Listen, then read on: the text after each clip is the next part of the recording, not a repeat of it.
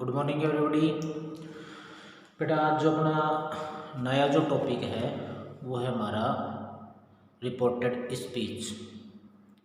इसको अपन अन्य नामों से भी जानते हैं। इसको अपन बोलते हैं डायरेक्ट, इनडायरेक्ट और नरेशन। तो इसके तीन नाम हैं बेटा। पहला जो नाम है वो है हमारा डायरेक्ट और इनडायरेक्ट। पहला जो सबसे जो प्रसिद्ध जो नाम है इसका वो है हमारा डायरेक्ट, इनडायरेक्ट। दूसरा जो इसका नाम है वो है हमारा नरेशन। तीसरा जो नाम है वो है इसका रिपोर्टेड स्पीच। ये तीन नाम हैं। ये जो तीन नाम हैं, एक ही जो टॉपिक है अपना उसके तीन नाम हैं। चाहे इसको डायरेक्ट इनडायरेक्ट बोल दो, चाहे इसको नरेशन बोल दो, चाहे इसको रिपोर्टेड स्पीच बोल दो। ठीक है ना। तो ये तीन नाम हैं। इसमें क्या होता है कि अपने को जो डायरेक्ट वाक्य है वो दिया जाता है और उसको इनडायरेक्ट में बदला जाता है। तो जो किसी भी जो वक्ता होता है, वक्ता का मतलब बोलने वाला, कहने वाला, जिसको अपन इंग्लिश में बोलते हैं स्पीकर।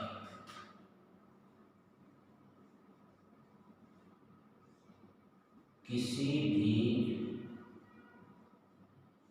वक्ता की बात को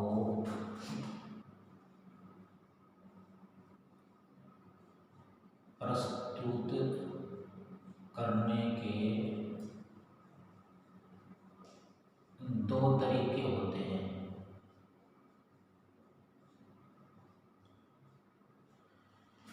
किसी भी वक्ता की बात को प्रस्तुत करने के दो तरीके होते हैं।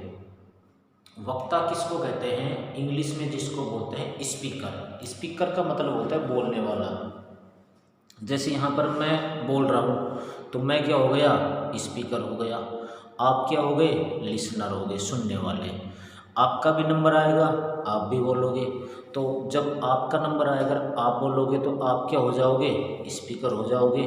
मैं क्या हो जाऊँगा? लिसनर हो जाऊँगा। तो जो भी कोई वक्ता होता है, कहने वाला होता है, उसकी जो बात है उसको कहने के या प्रस्तुत करने के या बताने के दो तरीके होते हैं। कौन कौन से होते हैं? जो हमारा पहला जो तरीका होता है वो होता है डायरेक्ट। इस डायरेक्ट का मतलब होता है प्रत्यक्ष रूप से कहा गया कथन। प्रत्यक्ष रूप से कहा गया कथन। इसका मतलब जो वाक्य बाई फेस कहा जाता है, बिल्कुल सीधा कहा जाता है, आमने सामने कहा जाता है, वो वाक्य हमारा क्या होता है? डायरेक्ट का होता है। ठीक है ना। आमने सामने कहने वाला यानी कि प्रत्यक्ष कहने वाला जो कथन होता है वो हमारा डायरेक्ट में होता है। एक तो अपन प्रत्यक्ष में बात कहते हैं, और जो दूसरा जो इसका जो तरीका है वो होता है हमारा इनडायरेक्ट। इसका मतलब होता है अप्रत्यक्ष रूप से कहा गया कथन।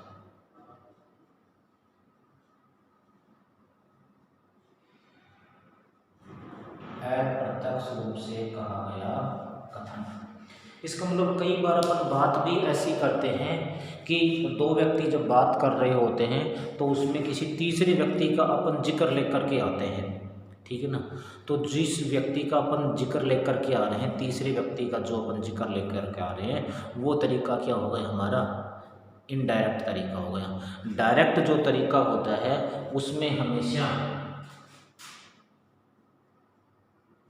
फर्स्ट पर्सन और सेकंड पर्सन, जो डायरेक्ट जो तरीका होता है उसमें अपन फर्स्ट पर्सन और सेकंड पर्सन यानी कि आई और यू या वी और यू इसका उपयोग करते हैं।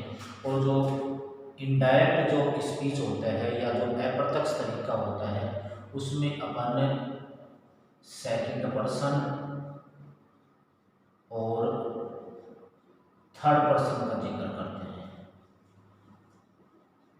जो इनडायरेक्ट जो तरीका होता है उसमें अपन सेकंड पर्सन और थर्ड पर्सन का जिक्र करते हैं।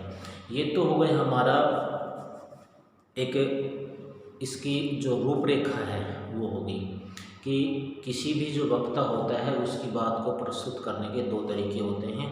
और पहला जो है हमारा वो है डायरेक्ट, जिसको बोलते हैं अपन बाई फेस, आमने सामने।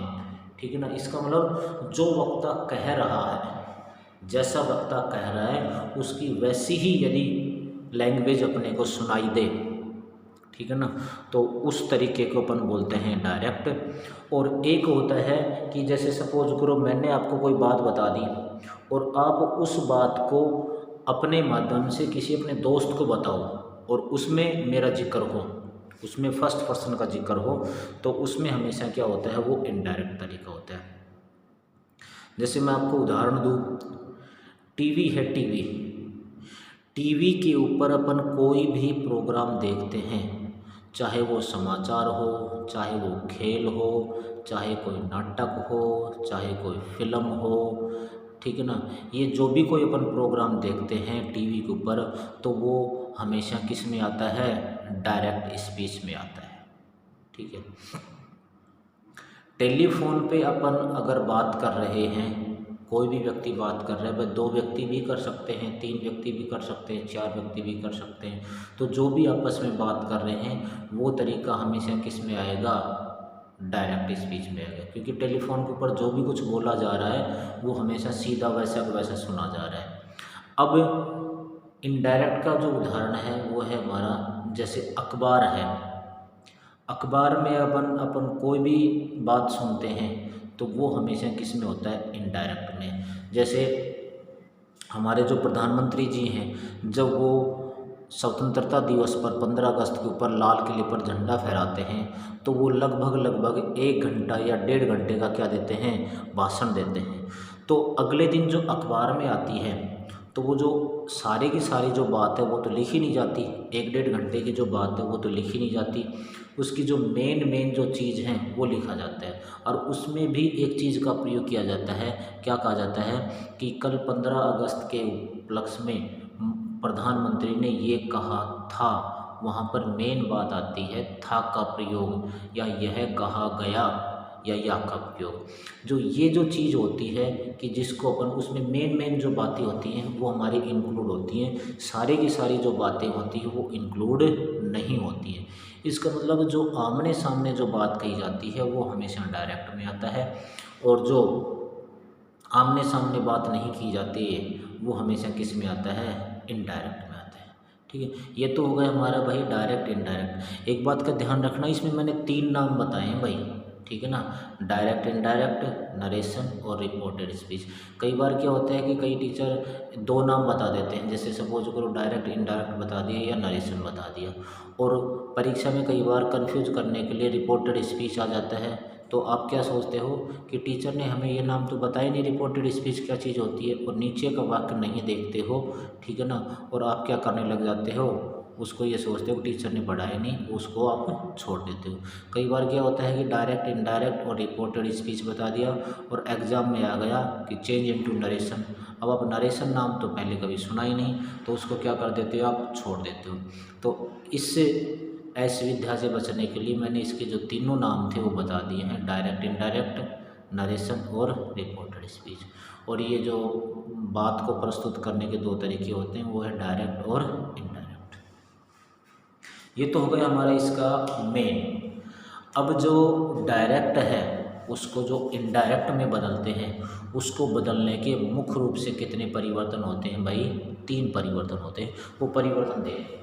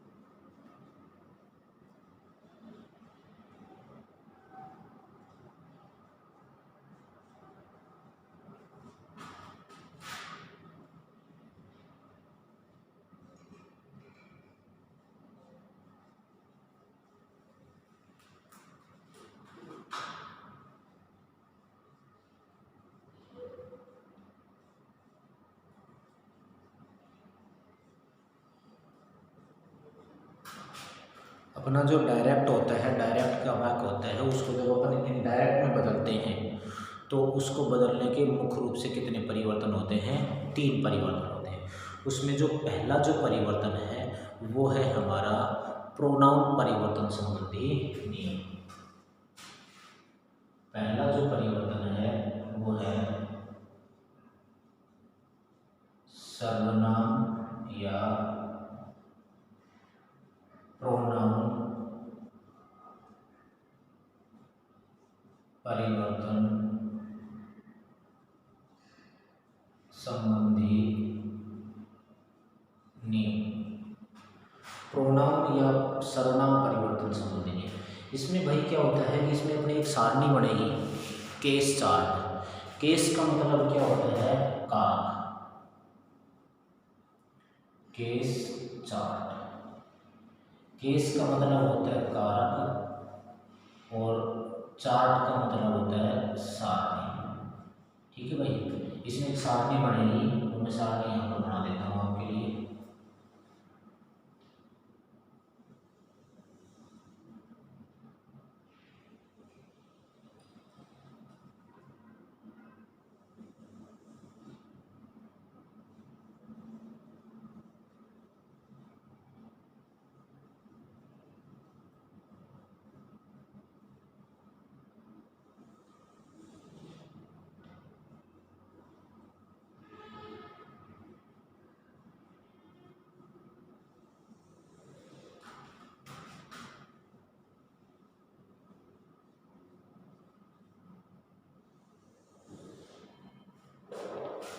जैसे हमारा जो इससे पिछला जो टॉपिक था वॉइस, उसकी अगर बात करें तो उसमें मैंने कई बार आपको बताया होगा कि भाई ये यहाँ पर सब्जेक्टिव केस है, ये यहाँ पर पॉजेसिव केस है, ये यहाँ पर ऑब्जेक्टिव केस है। जैसे आई है, वो आई हमारा क्या है? सब्जेक्टिव केस है। और मैंने बताया था पैसिव वॉइस में भाई आई को अपन बदल देंगे तो आई का क्या हो जाएगा? ऑब्जेक्ट, और आई का ऑब्जेक्टिव केस क्या होता है? मी होता है।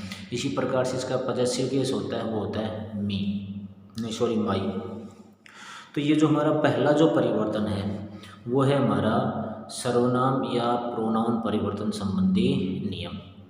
इसमें सारणी है, केस है, पर्सन का मतलब होता है पुरुष, सब्जेक्टिव केस का मतलब होता है कर्ता कारक, पॉजेसिव केस का मतलब होता है संबंध कारक, और ऑब्जेक्टिव केस का मतलब होता है कर्म कारक। तो इसमें भाई पहले आ जाएगा फर्स्ट पर्सन। ठीक है, इसमें भाई फर्स्ट पर्सन में दो होते हैं, एक तो होता है एस, ठीक है ना, और एक होता है पी। एस का मतलब यहाँ पर क्या होगा? सिंगुलर, और पी का मतलब क्या होगा? प्लूरल। एस है उसका मतलब होगा सिंगुलर और पी का मतलब क्या होगा? प्लूरल। इसके बाद आएगा हमारा सेकंड पर्सन।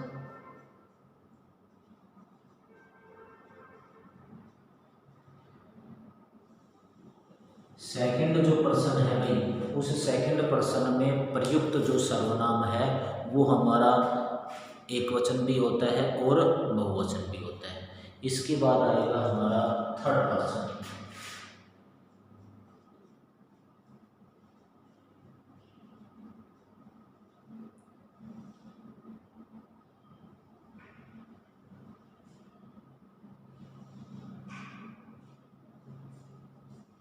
थर्ड पर्सन में जो सिंगुलर होता है उसमें भी अपने के प्रोनाउन चल जाते हैं।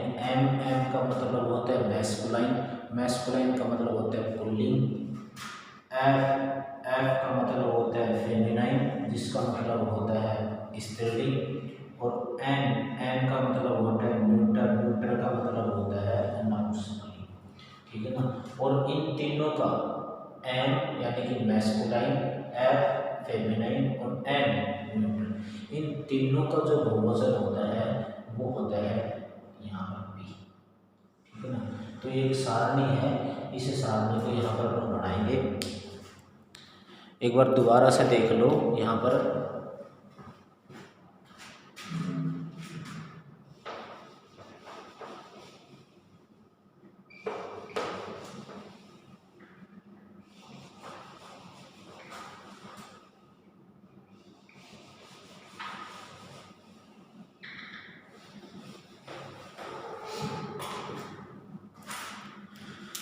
पहला जो परिवर्तन है वो है हमारा सर्वनाम या प्रोनाउन परिवर्तन संबंधी नियम। इसमें भाई सारणी बनेगी। यहाँ पर पर्सन का मतलब है पुरुष, सब्जेक्टिव का मतलब होता है कर्ता कारक, पजेसिव का मतलब होता है संबंध का। इसके आगे केस लग जाएंगे, जैसे सब्जेक्टिव केस है, पजेसिव केस है, ऑब्जेक्टिव केस है। तो सब्जेक्टिव केस का मतलब होगा कर्ता, जैसे सब्जेक्ट का मतलब होता है पजेसिव का मतलब होता है संबंध, और ऑब्जेक्ट का मतलब होता है कर्म। यहाँ पर जो फर्स्ट पर्सन है उसमें एस का मतलब होता है सिंगुलर और पी का मतलब होता है प्लूरल, यानी कि जो फर्स्ट पर्सन है उसमें एक वचन और बहुवचन दो होते हैं। सेकंड जो पर्सन है उसमें जो लिखा जाएगा अपने को आगे जो पर्सन आएगा, केस आएगा, वो सेकंड पर्सन में एक वचन भी होता है और बहुवचन भी होता है। थर्ड पर्सन है, इस थर्ड पर्सन में सिंगुलर और प्लूरल होते हैं। तो सिंगुलर में भी वही तीन होते हैं। एम का मतलब होता है मैस्कुलाइन जेंडर, जिसको अपन पुल्लिंग बोलते हैं। एफ का मतलब होता है फेमिनाइन जेंडर, जिसको अपन स्त्रीलिंग बोलते हैं। और एन का मतलब होता है न्यूट्रल जेंडर, जिसको अपन नपुंसकलिंग बोलते हैं। और इन तीनों का जो बहुवचन होता है वो नीचे लिखा जाएगा, पी का मतलब होता है प्लूरल। अब इसमें अपन जो हमारे प्रोनाउन है वो भरेंगे। तो जो फर्स्ट पर्सन है भाई उसमें अपन दो होते हैं, एक तो होता है आई और एक होता है वी, ठीक है ना। आई क्या है सिंगुलर, और आई का बहुवचन क्या होता है वी। अब ये आई तो हो गया हमारा सब्जेक्टिव केस और इधर वी हो गया सब्जेक्टिव केस। अब इसे आई का पॉजेसिव केस क्या होता है माई, वी का पॉजेसिव केस क्या होता है अवर, ठीक है ना। आई का पॉजेसिव केस माई, वी का पॉजेसिव केस अवर। अब आई का ऑब्जेक्टिव केस होता है वो होता है मी, और वी का जो ऑब्जेक्टिव केस होता है वो होता है अस। जैसे मैंने आपको वॉइस जो नामक टॉपिक था उसमें मैंने बताया था कि आई का ऑब्जेक्ट क्या होता है मी, वी का ऑब्जेक्ट क्या होता है अस, यानी कि आई को मी में बदल देते हैं, वी को अस में। तो ये ऑब्जेक्ट हो गए। बीच का जो है वो है हमारा पॉजेसिव, तो आई का पॉजेसिव केस होता है वो होता है माई, और वी का क्या होता है अवर। तो ये हो गया हमारा फर्स्ट पर्सन में आई, माई, मी, वी, अवर, अस। अब जो सेकंड पर्सन है, सेकंड पर्सन में क्या होता है भाई, सेकंड पर्सन होता है यू। तो ये तो हो गया इसका सब्जेक्ट। इसका जो पॉजेसिव केस होता है वो होता है योवर। यू का जो पॉजेसिव केस होता है वो होता है योवर। ऑब्जेक्ट होता है इसका वो होता है यू, यानी कि जैसे अपन पैसिव वॉइस की बात करें तो उसको यू को यू में बदलते थे। तो क्यों बदलते थे, क्योंकि यू सब्जेक्ट भी है और यू क्या है ऑब्जेक्ट भी है, ठीक है ना। तो यू का सब्जेक्टिव केस यू, यू का ऑब्जेक्टिव केस भी यू, और यू का पॉजेसिव केस क्या होता है योवर। अब अपन बात थर्ड पर्सन की करें तो थर्ड पर्सन में जो सिंगुलर है, सिंगुलर में जो मैस्कुलाइन जेंडर है पुल्लिंग है, पुल्लिंग के लिए अपन किसका उपयोग करते हैं ही का। स्त्रीलिंग है, स्त्रीलिंग के लिए अपन किसका उपयोग करते हैं सी का। न्यूट्रल जेंडर के लिए किसका उपयोग करते हैं इट का। और इन तीनों का बहुवचन यानी कि ही का भी, सी का भी और इट का भी, इन तीनों का बहुवचन होता है भाई हमारा दे। इन तीनों का बहुवचन क्या होता है दे। इस चीज़ को आप हमेशा ध्यान रखना कि ही का जो बहुवचन है वो दे होता है, सी का बहुवचन है वो भी क्या होता है दे होता है, इट का जो बहुवचन होता है वो भी क्या होता है दे होता है। इसका मतलब ही, सी, इट, इन तीनों का बहुवचन क्या होता है दे। तो ये तो हो गई हमारे सारे के सारे subjective case, he, she, it और दे, ये सारे के सारे क्या हो गए हमारे सब्जेक्टिव केस। इनका जो पॉजेसिव केस है, जो ऑब्जेक्टिव केस है वो क्या होगा, तो ही है, ही का पॉजेसिव केस हो जाएगा इज, सी का पॉजेसिव केस हो जाएगा हर, इट का जो पॉजेसिव केस है वो हो जाएगा इट्स, और दे का पॉजेसिव केस है वो हो जाएगा दियर, ठीक है भाई। ही का पॉजेसिव केस इज, सी का पॉजेसिव केस हर, इट का पॉजेसिव केस इट्स, और दे का पॉजेसिव केस दियर। इनका जो ऑब्जेक्टिव केस है वो देख लो, ही है, इसका जो ऑब्जेक्टिव केस है वो हो जाएगा हिम, सी का जो ऑब्जेक्टिव केस है वो हो जाएगा हर, इट का जो पॉजेसिव केस ऑब्जेक्टिव केस है वो हो जाएगा इट, और दे का जो ऑब्जेक्टिव केस है वो हो जाएगा दे। इस प्रकार से जो हमारा जो पहला जो नियम है वो है प्रोनाउन या सर्वनाम परिवर्तन संबंधी नियम। इसमें अपने को ये जो सारणी है ये भाई बड़ी ही इम्पोर्टेंट है, ठीक है। एक बार दोबारा से देख लो। फर्स्ट पर्सन में भाई एस का मतलब होता है सिंगुलर और पी का मतलब होता है प्लूरल। तो फर्स्ट पर्सन में सिंगुलर में होता है आई और प्लूरल में होता है वी। इसका जो आई का जो पॉजेसिव केस है वो होता है माई और इसका ऑब्जेक्टिव केस होता है वो होता है मी। इसका जो प्लूरल है वो होता है आई का प्लूरल होता है वी। इसका जो पॉजेसिव केस है वो होता है अवर और इसका जो ऑब्जेक्टिव केस है वो होता है अस। सेकंड पर्सन में एक ही होता है, ठीक है ना, वो एक वचन भी होता है और बहुवचन भी। कैसे होता है, जैसे मैं एक स्टूडेंट को संबोधित करते ये कहूँ कि व्हाट आर यू डूइंग। यहाँ पर एक स्टूडेंट को संबोधित करते हुए कहा है मैंने व्हाट आर यू डूइंग। तो एक को किया तब भी आपने यहाँ पर किसका प्रयोग किया, यू का प्रयोग। और मैं सभी स्टूडेंट को यदि संबोधित करते हुए ये कहूँ कि व्हाट आर यू डूइंग, तो वहाँ पर भी सभी स्टूडेंटों के लिए किसका प्रयोग आया, यू का प्रयोग। एक बात का ध्यान रखना, यू है वो भाई हमारा एक वचन भी होता है और बहुवचन भी। यू है वो एक वचन भी होता है और बहुवचन भी, लेकिन यू के साथ हमेशा बहुवचन की क्रिया व सहायक क्रिया का प्रयोग किया जाता है।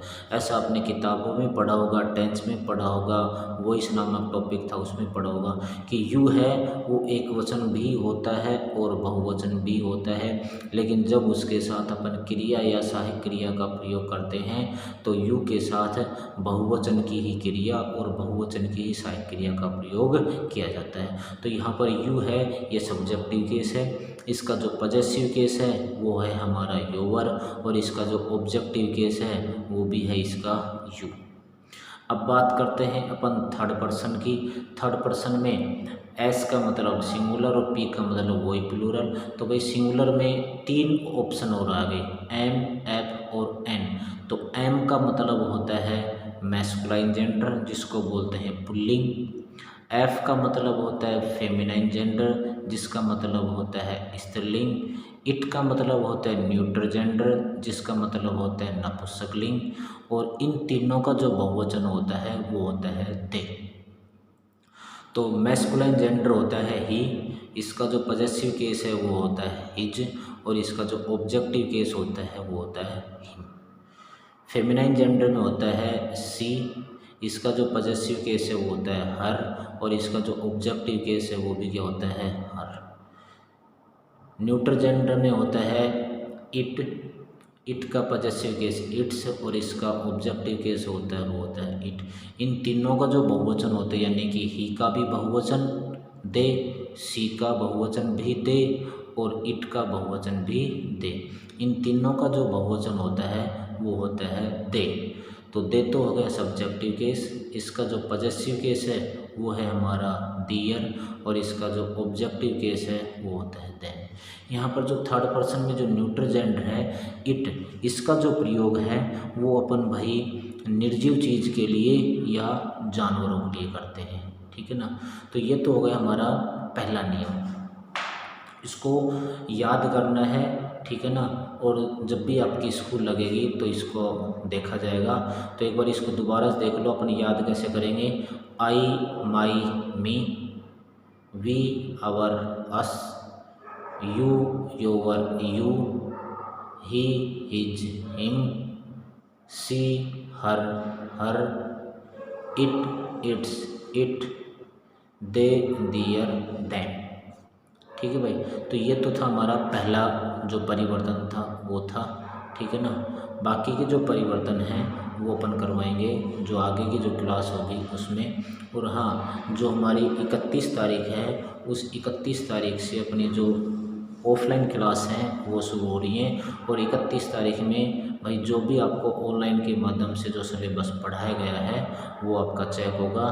तो यदि किसी स्टूडेंट ने अपना जो ऑनलाइन में पढ़ाया गया जो होमवर्क वो पूरा नहीं करवाया है किया है तो वो आप पूरा कर लें, ठीक है ना। क्योंकि जब भी अपनी स्कूल ऑफलाइन लगेगी तो आपका जो ऑनलाइन का जो गृह कार्य है वो चेक किया जाएगा, ठीक है। और ये जो ऑनलाइन के माध्यम से जो पढ़ाया जा रहा है ये आपको नहीं पढ़ाया जाएगा। तब तक के लिए thank you and have a nice day.